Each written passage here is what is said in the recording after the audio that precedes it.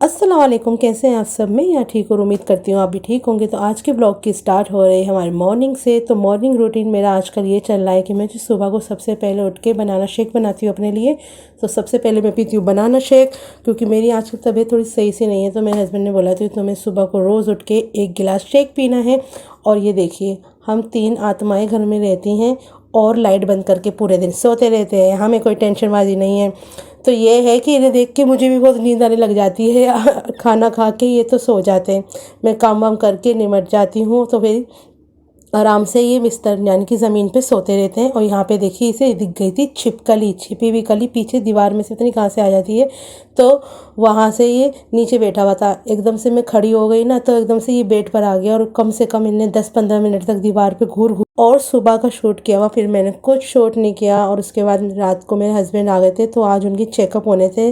तो उनका MRI हुआ है, तो उनकी थोड़े से सर में दर्द रहता है ना, तो इस वजह से उनका MRI है। तो मैं तो एक सही बात तो ये है कि इन्हें टेंशन लेने से सर में दर्द होता है, कि ज़िंदगी में इतनी परेशानियाँ, इतनी टेंशन, कुछ लोग बहुत ज़्यादा टेंशन दे देते हैं और टेंशनें बहुत सारी ज़्यादा हैं और ज़िम्मेदारियाँ भी बहुत ज़्यादा हैं, तो उन सबको निभाना है। और आजकल तो पता ही है आपको कितनी महंगाई चल रही है, और फिर उसके बाद भी लोग बाग जीने नहीं देते आपको।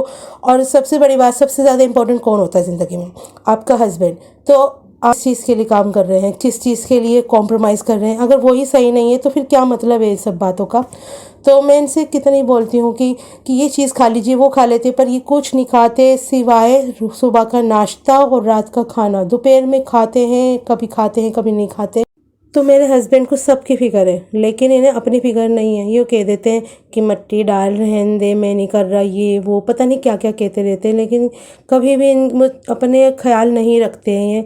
मैं कितना कर सकती हूँ? अपना इंसान को अपना ध्यान थोड़ा सा अपने आप भी रखना पड़ता है। फिर मैं इनके लिए दही बड़े लेकर आई मैं ना, तो आपके हिस्से के दही बड़े रखे हुए हैं, आप वो खा लीजिए। क्योंकि खाना भी ज़्यादा नहीं खाते, मुझसे कहते हैं कि सिर्फ 2 या 1 रोटी बनाया करो मेरी। और फिर गुस्सा करते हैं कि मेरे लिए ज़्यादा रोटी मत बनाया करो। बताइए मैं क्या करूँ हैं? इससे तो और कमज़ोरी आएगी। और फिर पूरे दिन इनका काम इतना गर्मी में बैठे रहने का है, तो मेरी बात सुनते ही नहीं हैं। और फिर मैंने इनसे बहुत सारी बातें करी, फिर हम सो गए। और फिर उसके बाद सुबह को जब मैं उठी तो मैंने इनके लिए ऑमलेट बनाया था और चाय बना दी थी। तो दूध देती हूँ तो दूध नहीं पीते, क्यों कहते हैं कि मैं नहीं पी रहा दूध, में मुझे अच्छा नहीं लगता। तो फिर चाय पियो, तो सुबह चाय पी हमने और यही हमारा नाश्ता था। फिर उसके बाद मैं छत पे चली गई और मौसम के क्या मैं क्या बताऊँ, इतना बेहतरीन ठंडा ठंडा मौसम हो रहा है। बीच में इतनी गर्मी हो गई थी और सामने छत पे मुझे दिखे 2 तोते। एक तोता पता नहीं कहाँ चला गया था, पर एक तोता मैंने कैप्चर कर लिया था। और यहाँ पे देखिए, यहाँ कपड़े सूख रहे हैं मेरे, कुछ कपड़े धुल रहे हैं और मशीन में भी हमारी कुछ प्रॉब्लम हो गई है, पता नहीं क्या हो। तो आज मैं पूरे दिन कुछ भी शूट नहीं किया, क्योंकि तबीयत मेरी कुछ ऐसी ख़राब सी रहती है। क्योंकि मैं तो पूरा दिन मैंने सफाई वफाई करी। जब मेरी तबीयत ठीक थी तो मैंने इस वजह से सफाई वफाई करी, कपड़े भी धोने के लिए मशीन लगा ली। तो ये सब काम करते करते मैं नीचे जब आई हूँ तो फ्रिज में देखा मैंने घिया रखा था और दाल रखी थी। मुझे बाहर भी जाना था, फिर मैं बाहर नहीं गई सब्ज़ी लेने के लिए। तो फिर मैंने जो रखा हुआ था वही बना लिया। तो चने की दाल घिया बना लिया था मैंने, और उसमें पुदीना वगैरह डाल के अच्छे तरीके से बनाया था, टेस्टी बना हुआ था। तो जितना भी बनाते हैं, यानी कि थोड़ा ही था वो शाम को, तो जो चीज़ अच्छी बनती है वो तो हाथों हाथ ही ख़त्म हो जाती है। और उसके बाद ये ना एक छोटा सा बिस्किट का पैकेट लेकर आए थे, यानी कि छोटी छोटी सी इसमें ट्रीट्स थी। तो वो इन्होंने खा लिया था। फिर उसके बाद ये पैकेट को देख रहे थे, तो फिर ऐसे करके मैं इनको खिला रही थी। तो मेरे पैर को देख रहे थे ये, तो मैंने इस पे ऐसे करके इसके साथ खूब ही खेली। जानू और जेंगो दोनों ही बहुत अच्छी तरह से खेल रहे थे और मैं भी इनके साथ थोड़ा सा टाइम पास कर रही थी। और मेरे हस्बैंड जो थे ना वो सो गए थे और मैं उठी हुई थी। तो हम दोनों बिल्लियों के साथ, अपनी जेंगो जानू के साथ मैंने खूब मस्ती कर रही थी, आराम से बैठी हुई थी, क्योंकि मुझे नींद ही नहीं आ रही थी। मेरी तबीयत थोड़ी ख़राब सी हो रही थी, थोड़ी थकान सी हो रही थी। तो मैंने इन्हें आवाज़ दी, तो देखिए वहाँ से कैसे झाँक रही है। ये देखिए, मैंने बोला जेंगो जानू, तो एकदम से वहाँ से आके झाँकने लगी है वाली।